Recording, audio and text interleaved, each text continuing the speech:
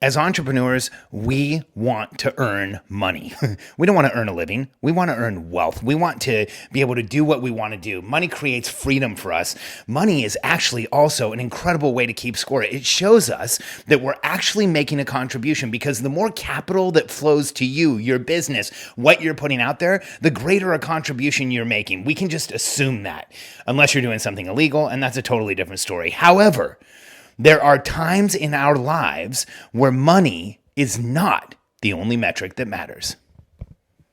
I'm Alex Sharfin, and this is the Momentum Podcast, made for empire builders, game changers, trailblazers, shot takers, record breakers, world makers, and creators of all kinds. Those among us who can't turn it off and don't know why anyone would want to. We challenge complacency, destroy apathy, and we are obsessed with creating momentum so we can roll over bureaucracy and make our greatest contribution. Sure, we pay attention to their rules, but only so that we can bend them, break them, then rewrite them around our own will. We don't accept our destiny, we define it. We don't understand defeat because you only lose if you stop, and we don't know how. While the rest of the world strives for average and clings desperately to the status quo, we are the minority, the few, who are willing to hallucinate there could be a better future, and instead of just daydreaming of what could be, we endure the vulnerability and exposure it takes to make it real. We are the evolutionary hunters, clearly the most important people in the world,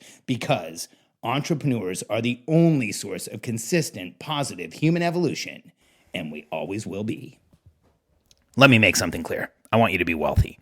I don't want you to be normal wealthy. I want you to be wealthier than you ever imagined you could be. I want you to have net worth. I want you to have a house that's paid for. I want you to have the cars that you want. I want you to be able to do what you want to do and to enjoy life to the fullest, to be able to just make decisions about what you want next and make them happen. Because here's what I know: if you can do all those things, if you actually have capital coming in, if you have people that are paying for the value you create in the world, if you are becoming independently wealthy, then you are making a massive contribution.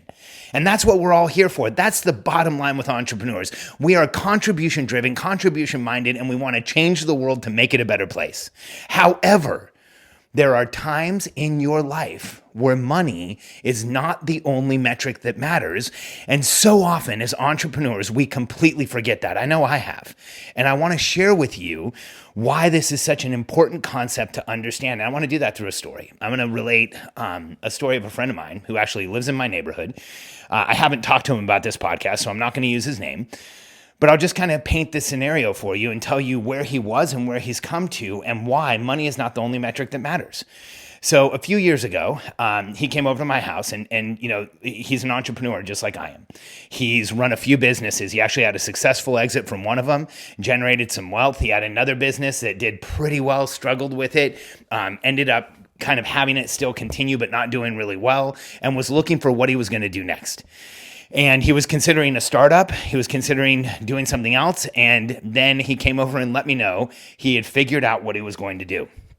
And here was the next step for this friend of mine. He was going to become the CEO of a company, a software company that had been funded by investors and was in a really tough industry and having a hard time with any type of sales or growth. And as he started to explain the scenario to me, I got more and more concerned for the decision he had made. He was not only just taking over as a CEO of a software company, the company was completely underfunded. Like, it was literally approaching the point where it wasn't going to have money to pay the bills. He was going to be not the first, not the second, not the third, but the fourth CEO that had been hired. I used to make a joke about the third CEO in a company, like 3 strikes, you're out, dead man walking. I don't even know the joke to make about the fourth CEO. And the more he explained the scenario, tough industry, the software wasn't really working like it was supposed to. There was a lot of support issues. Customers that they had sold were frustrated with them. It didn't really sound like there was a lot of positives. And I sat there thinking, you know, what he needs right now is to increase his confidence, to get his swagger back, to be excited about what he's doing. And it sounds like he's taking on the impossible. But to my friend's credit, he actually pulled it off. I'm blown away by the level of talent and the level of insight and the level of vision he has, because he took over the company that I just described to you, a failing software company in a tough industry with features that weren't working and a team that wasn't really aligned. And he was the fourth CEO, and he actually turned it into a business where they started selling. He actually turned it into a business where they started selling quite a bit and having an influence in the industry that we're in. The business started doing better. The team started growing. He spent the last few years actually turning it around to the point where there's a saleable asset there. When he took over the company, it was on its way to bankruptcy. Like, you could count it on calendar days when it was going to go out of business. And today there's a saleable asset there. Now, all that being said, there's some challenges with the equity table, and there's some challenges with the cap table and how things have been done in the past. And so it doesn't look like there's going to be a huge payoff for him in this deal. In fact, we've been talking about it where, he doesn't really think that there's going to be an exit for him. It might be minimal. It might be something. And there was some frustration last time we talked. And I had to stop him and say, hey, man, I need you to understand something. I've been working with entrepreneurs for a long time. And this is one of those situations where we shouldn't be looking at money as the only success metric. And he looked at me and said, what do you mean? Because isn't that how we always look at things? Isn't money the major number one absolute way to keep score and to know if you're being successful? Well, it is, but then we have to back down sometimes and say, what else has come out of this? What else has happened here? Well, and I explained to my friend, here's what I've watched over the last few years. You've become an incredible CEO of a turnaround that really didn't stand a chance. I told him this, I said, you haven't pulled a rabbit out of your hat. You have consecutively jumped into this position and on a weekly and monthly basis pulled a never-ending stream of rabbits out of your hat.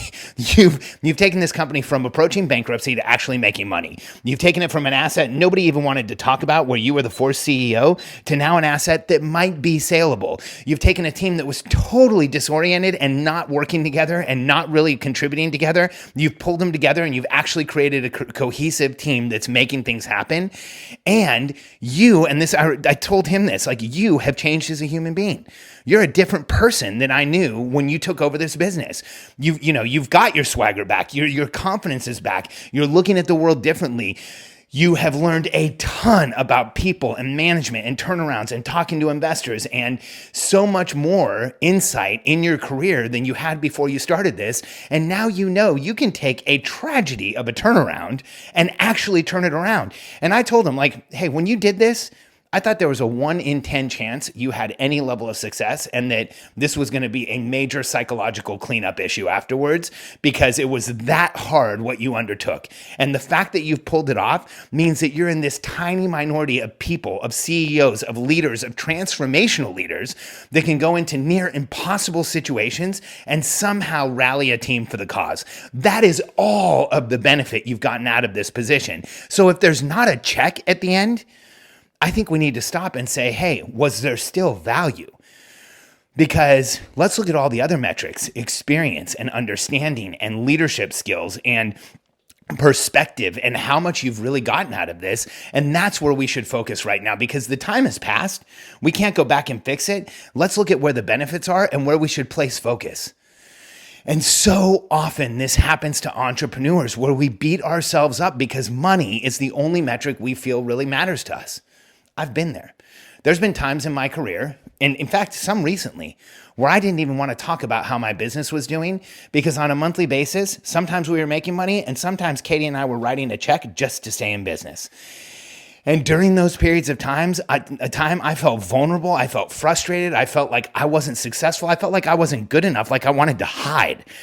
I'm not used to wanting to hide as an entrepreneur, but at those points, I wanted to hide. I didn't want to be on social media. I didn't want anybody to ask me questions. I felt like an imposter like crazy. But here's what I know today. Were there some tough financial times? Absolutely. Did I make some bad financial decisions? You go back and listen to my podcast called No Career is Perfect. I'm the king of bad decisions, but I'm also the king of recovering from them, or at least maybe not the king. I do pretty well at recovering from them. And so, that period of time, I can just write it off as a wash, or I can look at it realistically. I learned a ton. I learned a ton about myself. Thankfully, because I have an incredible wife, Katie and I, our relationship actually got stronger through that struggle. I believe I became a better leader, and I believe that time where I wasn't making as much as I wanted to, where financially I wasn't really proud of what was happening, I was more like trying to hide it. Well, that time has given me incredible perspective as a coach. And it's given me so much more insights into how we are wired as entrepreneurs and how we feel about our day to day. So when I look at that period of time, was I making the money I wanted to? No. But did I learn? Were there other metrics that moved? Was there a benefit to that period of time? Did I gain life experience? Is it going to help me moving forward in my life? Absolutely. So rather than deny that period of time, which I've been doing for a long time, I felt in denial of it. I didn't want to talk about it. I didn't want to put it out there.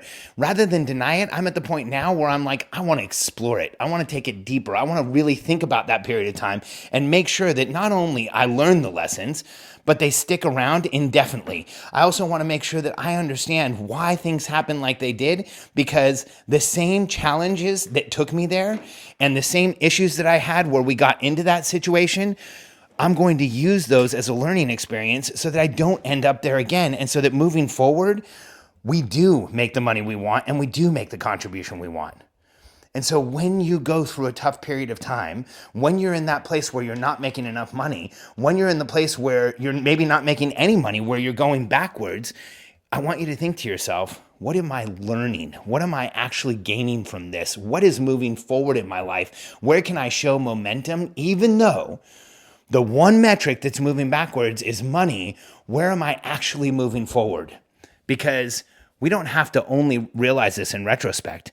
We can realize it in the moment. So if you're in a tough time right now, if financially things aren't where you want them to be, rather than deny what's going on and deny what's happening, I want you to sit down and ask yourself, what are you gaining? What are you learning? How are you moving forward? Katie and I have actually been in a point in our lives where we were totally bankrupt. It was 2007, and the real estate crisis hit, and most of our revenue was from real estate. And we got to the point where we went from making well over 7 figures a month to wondering how we were going to afford groceries and food. And I remember even in that period of time, feeling like, not feeling like a failure, feeling like so much worse than a failure. Feeling like I'd failed myself, feeling like a fraud, feeling like I should just go back and deny everything I've ever done. I had trouble even seeing what my strengths were. I had trouble feeling like, what should I be able to do? But again, so thankful that I have Katie. She started right when we went bankrupt, started having us say what we were grateful for and focusing on the positive and where we were learning and where we were growing. And that discussion every night before we went to bed, as we were in the throes of bankruptcy, as we were seeing the trustee, as we were doing the 1-year history on all of our finances, which is essentially an autopsy where you see every mistake you've ever made, so we could turn it into the bankruptcy court, Katie was making us declare where we were grateful and make sure that we still lived in gratitude and talk about what we were learning and what was moving us forward and how this experience was making us better. And it was a point where if we looked at money as a metric that influenced our confidence or our success or our ability to lead, we would have had nothing. We would have been going backwards. But instead, Katie forced us to look at, what are we learning? What are we grateful for? What are we still moving forward? And because we knew money was a metric that was important, but we made other metrics important, we made other situations in our life just as important, we were able to make it through. And if you're going through a rough time, you can too. Money is crucial. Money is how we go out and make the investments to change the world. Money is confirmation of the contribution you're making. But there are times in your life where money is absolutely not the most important metric. If you're in a point in your life where you want to move everything forward at once, and if you're at a point in your life where you want to make radical changes to the keystone habits that are moving you forward as an entrepreneur so that you can do more, be more, stop letting the people around you down and accomplish more and make a greater contribution, go to momentummasterclass.com. We have a masterclass on how you create momentum in your personal life, how you create momentum in your relationships, and how you create momentum in your business right now, more than you ever thought possible. We've had people take Momentum Masterclass and double the size of their business, have way more time for the people in their family, make discoveries about who they are and what they want so that they can actually create the momentum in the world they want and they're satisfied with and excited about. Go to momentummasterclass.com. There's a short video there. You can watch an explanation of the entire course, and then I would love to have you join. Go to momentummasterclass.com. Let's start creating more momentum than you ever thought possible right now. momentummasterclass.com.